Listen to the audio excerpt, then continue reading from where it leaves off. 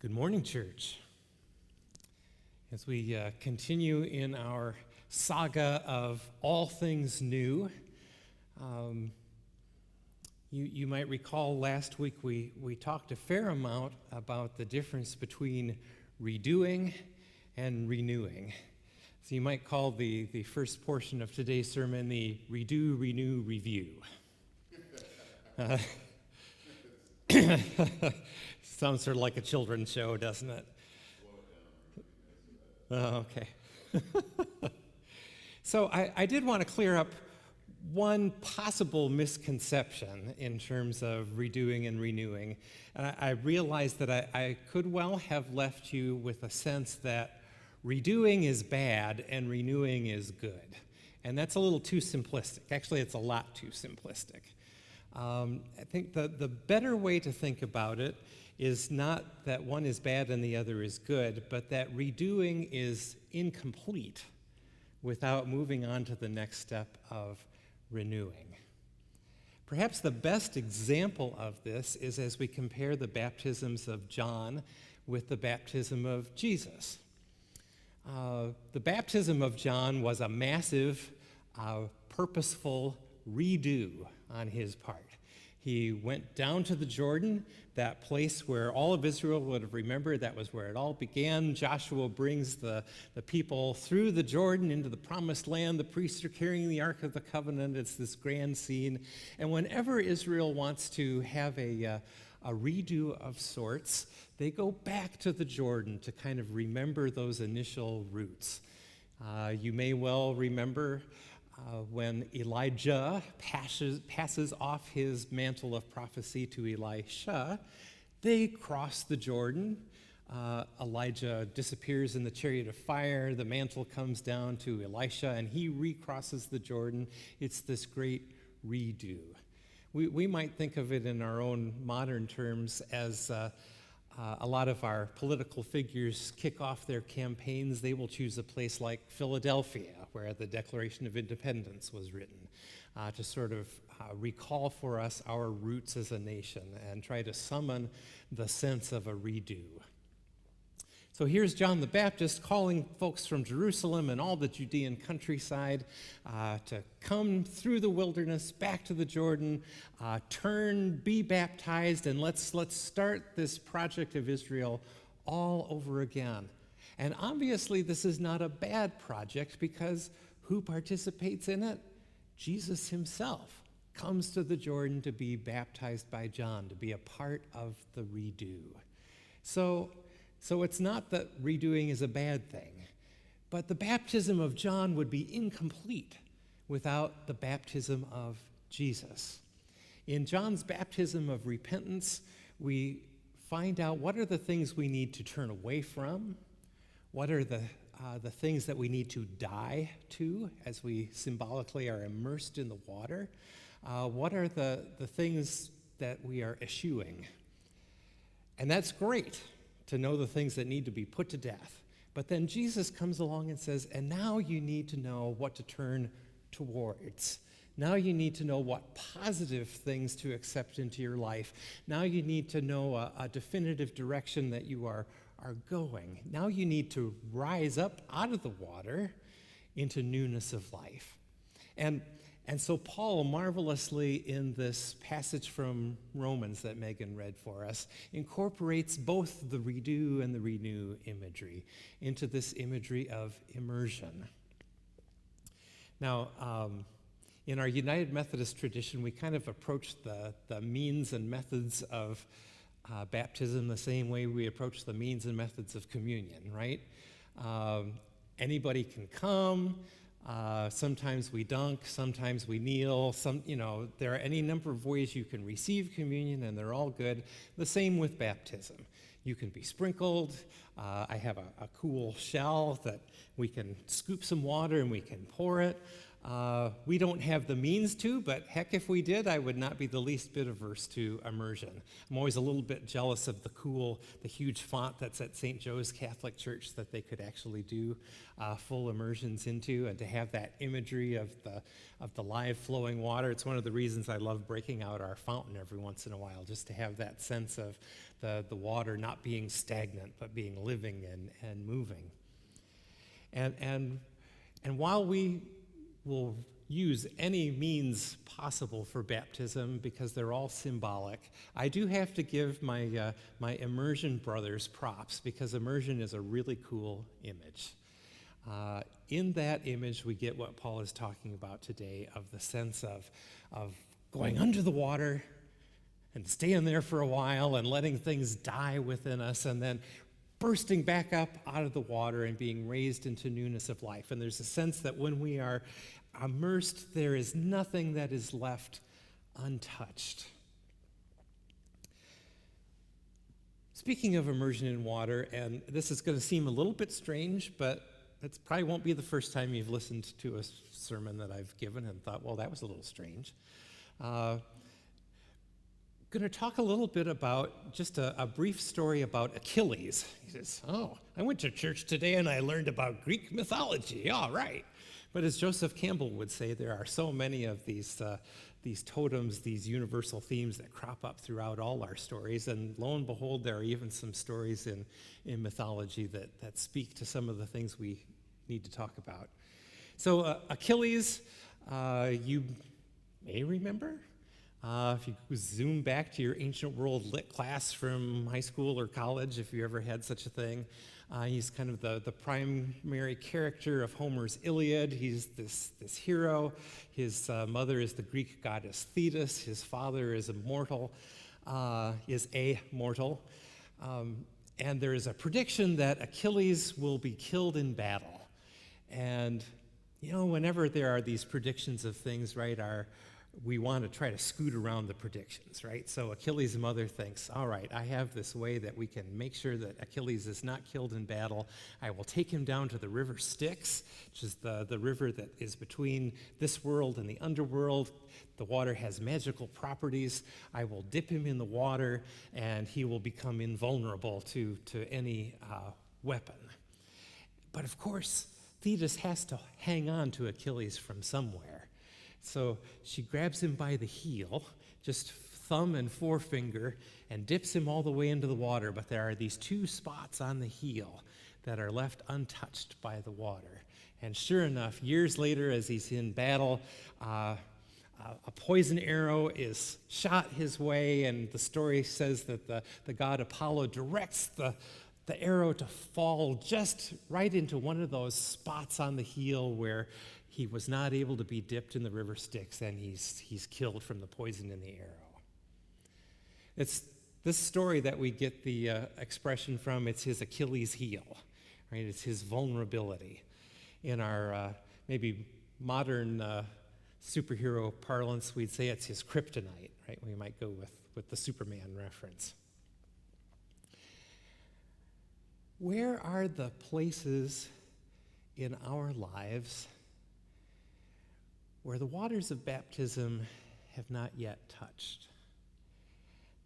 Not out of any we didn't let them touch. They just haven't for one reason or another.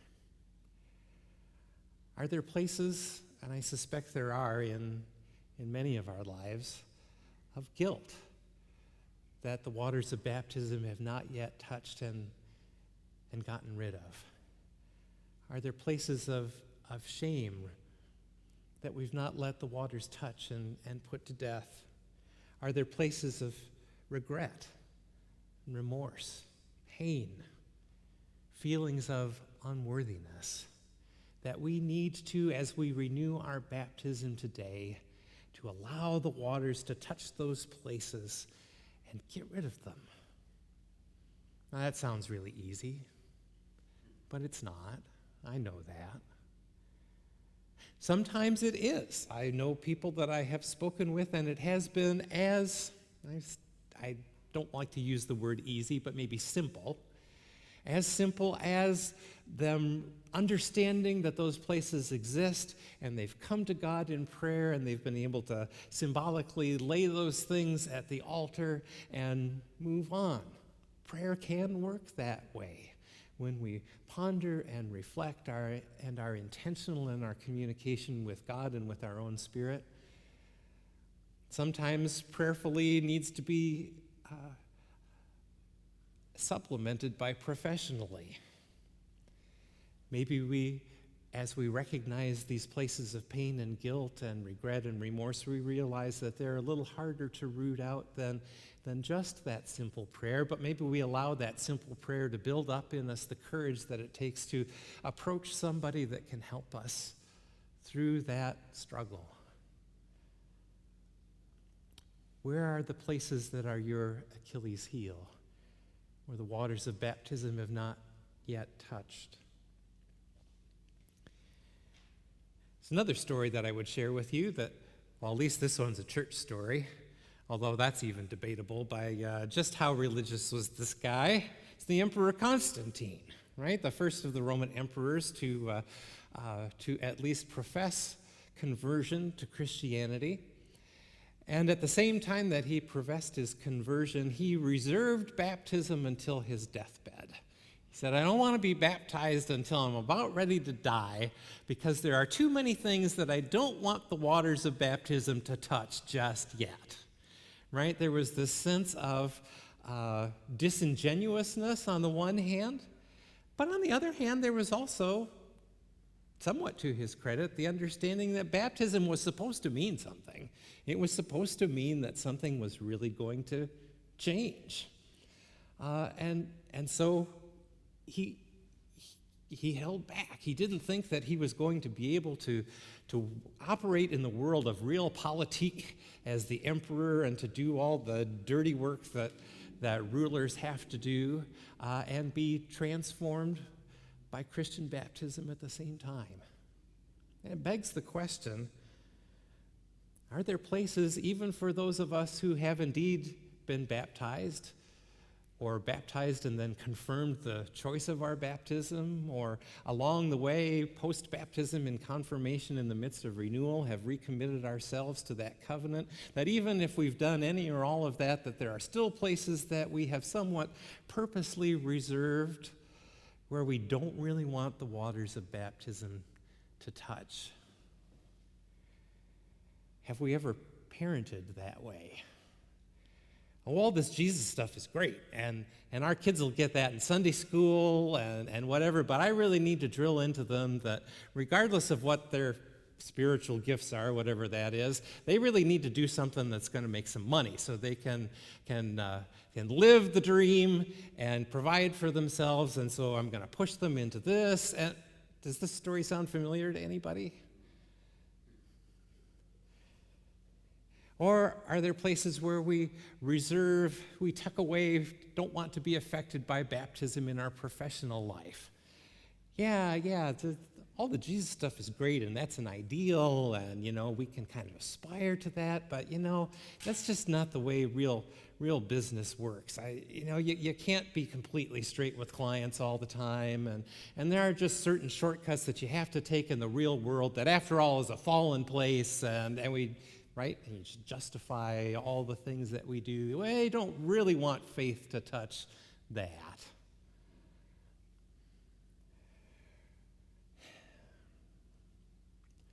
And you could probably come up with plenty of other examples. And we're probably all guilty on some level or another of any or all of them.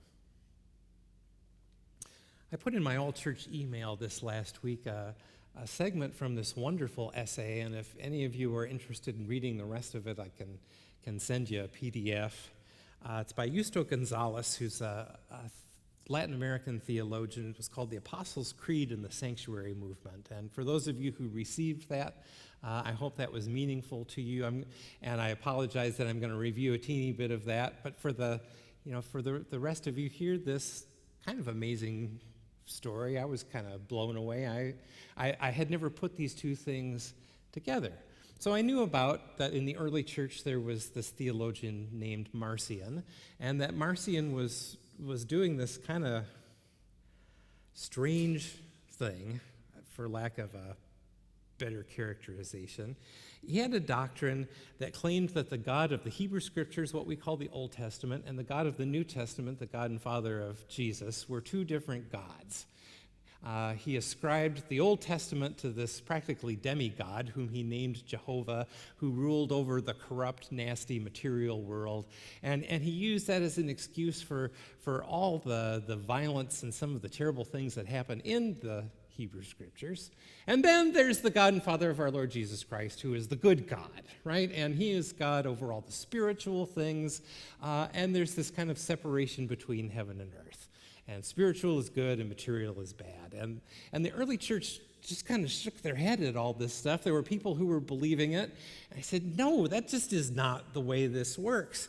And so part of the writing of the Apostles' Creed, even centuries later, as the church continued to struggle with this basically heresy, was in response to what Marcion was saying. So you remember the opening words of the Creed. In fact, we'll even say them as we do the baptismal liturgy. I believe in God the Father Almighty, creator of heaven and earth. The Greek word which we translate as almighty is pantokrator, which is also what if you've ever been in an Orthodox church, and you come into the sanctuary and there's a dome and you look up, there's a picture of Jesus on the throne. That is also called the pantokrator, because it means all ruling. Pan, you think about the word, on your cell phone you might have, or your camera, you might have a panoramic view that you can take. It means you can see all things, all views. Pan is the all of that part. Or the Roman pantheon of gods, all the gods. So Pan is all. Krator, you might recognize from the word democratic, which means the rule of the demos, or the rule of the people. It's also an aristocratic, the rule of whoever the aristos are. I didn't do the etymology on that. Maybe all the people that should be under arist. I don't know. I'm making up stuff now. But so you've got this all ruling. And usually nowadays in our modern context, when we think about almighty, we tend to go to the ruling part, right? And there's nothing wrong with that, right? We think, God rules everything. We think about God's power, God's ability to change all things or implement the divine will. When the text was originally written in the early church for the Creed, they were really stressing the all part, because they wanted to tell those folks who were listening too carefully to Marcion that there was no part of the world where God was not. That God was the creator of not just the heavenly and the spiritual and the holy, whatever that means, but also the earthly and the material and the temporal and the real world, and that Jesus Christ in his very being embodied that notion of both the divine and the human being together and important.